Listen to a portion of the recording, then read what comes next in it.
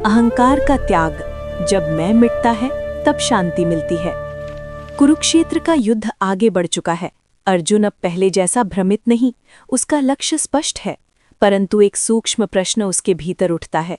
वह श्री कृष्ण से कहता है, हे माधव, यदि मैं विजय प्राप्त कर लूं, यदि मैं महान बन जाऊं, तो क्या ये मेरा पराक्रम नहीं होगा? क्या मुझे गर्व नहीं होना चाहिए? श्री कृष्ण मुस्कुराते हैं। वे कहते हैं, अर्जुन, यही सबसे बड़ा जाल है, अहंकार।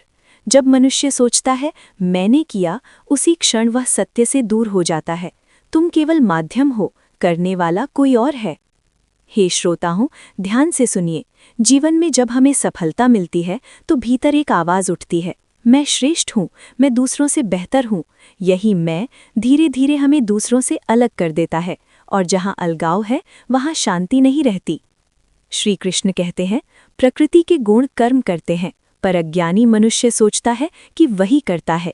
इसका अर्थ है, हम प्रयास करते हैं पर परिणाम कई कारणों से मिलते हैं।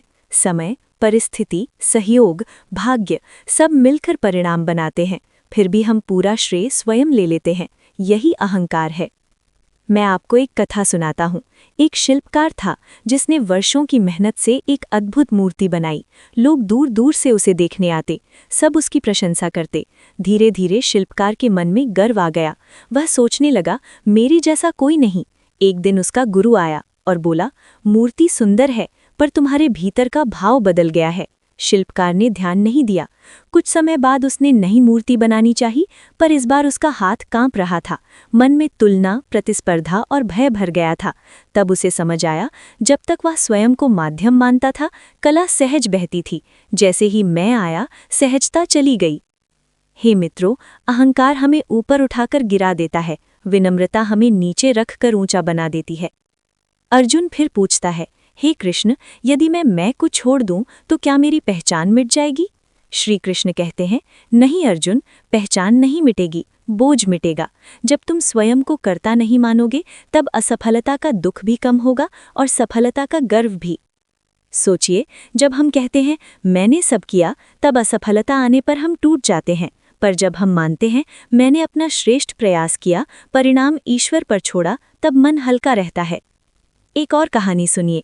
एक राजा था जो अपने साम्राज्य पर गर्व करता था। वह कहता, मेरे बिना ये राज्य कुछ नहीं। एक दिन एक संत उसके दरबार में आए और बोले, राजन, कल सुबह अपने महल की छत पर आना। राजा आया। संत ने उसे सूर्योदय दिखाया और पूछा, क्या ये तुम्हारे आदेश से होगा? राजा मौन रहा। फिर संत उसे खेतों में ले गए और पूछा, क्या ये अन्न तुम्हारे कारण होगा? राजा ने सिर झुका लिया। संत बोले, तुम शासक हो पर सृष्टि के कर्ता नहीं। जब ये समझ आ जाए तभी सच्चा राजा बनते हो। हे श्रोताओं, जीवन में जितनी भी उपलब्धियां हैं, वे कृपा और कर्म का संगम है। यदि हम विनम्र रहें तो सफलता टिकती है, यदि हम अहंकारी बन जाएं तो सफलता भी बोझ बन जाती है। गीता कहती है, समर्पण में ही शांति है। समर्पण का अर्थ हार मानना नहीं है, समर्पण का अर्थ है परिणाम को स्वीकार करना। जब हम समर्पित होते हैं तब भीतर से तनाव कम हो जाता है। आज सोचिए, क्या हमारे भीतर कहीं अहंकार छिपा है? क्या हम दूसरों की छोटी भूल पर उन्हें छोटा समझ लेते हैं? क्या हम अपनी उपलब्धि को बड़ा और दूसरों की मेहनत को कम आंकते हैं? यदि हाँ, तो सावधान हो जाइए। यही मैं आगे चलकर दूरी और दुख का कारण बनता है।